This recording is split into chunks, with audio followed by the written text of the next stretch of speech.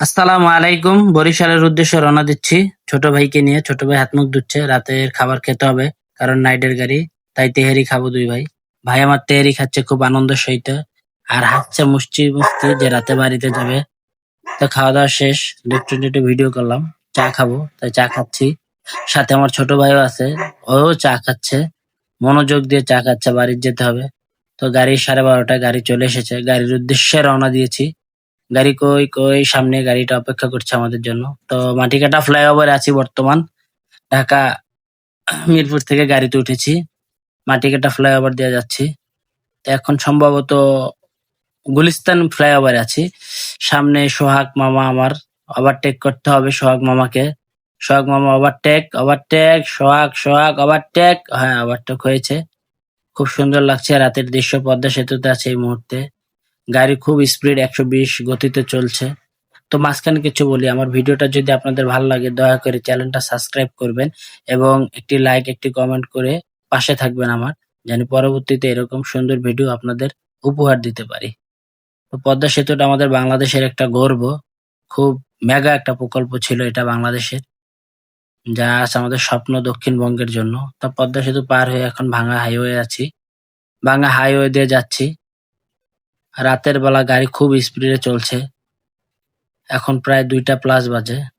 সামনে একটি শ্যামলী গাড়ি সম্ভবত ওভারটেক হবে।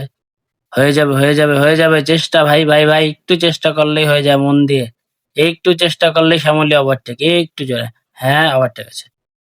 তো শ্যামলী আমার গাড়িকে ওভারটেক করে আসলাম। এটা হলো ইটালি এক্সপ্রেস গাড়ি, খুব স্পিডে চলছে 120-এর মতো। যাত্রী বিরতি দিয়েছে 20 মিনিটের জন্য খেতে। রেস্টুরেন্টে সুন্দর নামতেছি আমি বাস থেকে, কি খাবো চিন্তা করছি।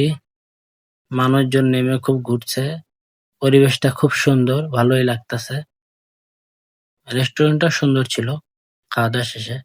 তো গাড়িতে উঠলাম, গাড়ি ছেড়ে দিয়েছে। শ্যামলীটা আবার আমাদের আগে চলে গেছে। এই শ্যামলীকে আবার ওভারটেক করতে হবে। শ্যামলী শ্যামলী, এটা ওভারটেক না করলেই নয়। খুব রাতের বেলা, আমাদের ওয়ান ওয়ে হাইওয়ে, খুব ছোট রাস্তা। এই রাস্তা দিয়ে গাড়ি চলতে খুব কষ্ট হয় কারণ দিনের বেলা এই রাস্তা দিয়ে সব গাড়ি যাতায়াত করে। একদম অটো থেকে শুরু করে বাস, ট্রাক সব এই একটা রাস্তা দিয়ে যায়, ওয়ান ওয়ে। আশা করি তারেক রহমান সরকার যদি চায়, ভাঙা থেকে বরিশাল পর্যন্ত 4 লেন করে দিতে পারে ইনশাল্লাহ।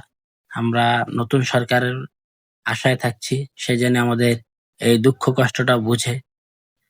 কারণ তা না হলে আমাদের এই রাস্তায় প্রতিনিয়তই বড় বড় দুর্ঘটনা ঘটে, যা একটি দুর্ঘটনা সারা জীবন জন্য কান্না। শ্যামলী ওভারটেক ওভারটেক ওভারটেক, হ্যাঁ ওভারটেক হয়ে গেছে শ্যামলী।